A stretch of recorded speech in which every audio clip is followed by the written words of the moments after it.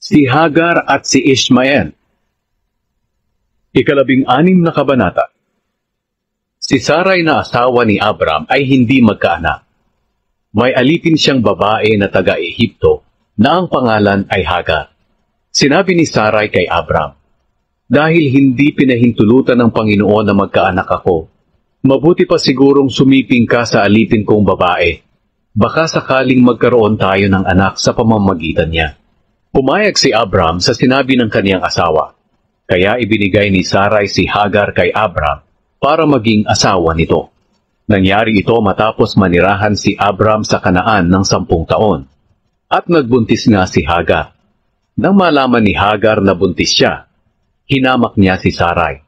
Dahil dito, sinabi ni Sarai kay Abram, "Ngayong buntis na si Hagar, hinahamak na niya ako.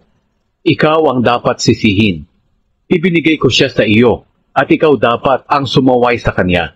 Ang Panginoon na ang humatol kung sino sa atin ang tama." Sumagot si Abram, "Kung ganoon, ibabalik ko siya sa iyo bilang alipin mo, at bahala ka kung ano ang gusto mong gawin sa kanya." Simula noon, hindi naging maganda ang pakikitungo ni Sarai kay Hagar.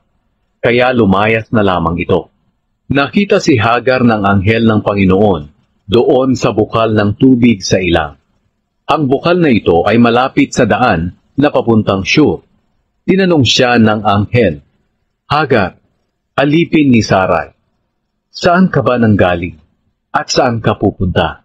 Sumagot siya, "Lumayas po ako sa amo kong si Sarai."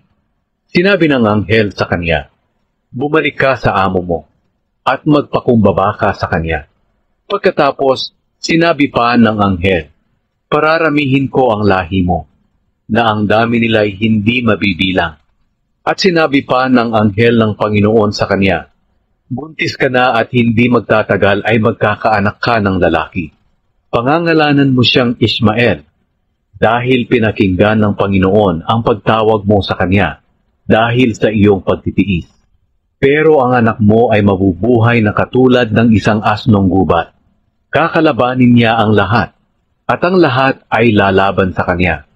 Kahit ang mga kamag-anak niya ay lalaban sa kanya." Tinawag ni Hagar na Diyos na nakakakita ang pangalan ng Panginoon na nakipag-usap sa kanya. Dahil sinabi niya, "Tunay bang nakita ko ang Diyos na nakakakita sa akin sa lugar na ito?" Iyon ang bukal na naroon sa gitna ng Kadesh at Bered na tinatawag na Beer Lahai-Roi. Bumalik si Hagar kay Sarai at dumating ang panahon na nanganak siya ng isang lalaki.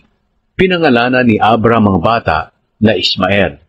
Nasa 86 na taong gulang si Abram nang ipinanganak si Ishmael.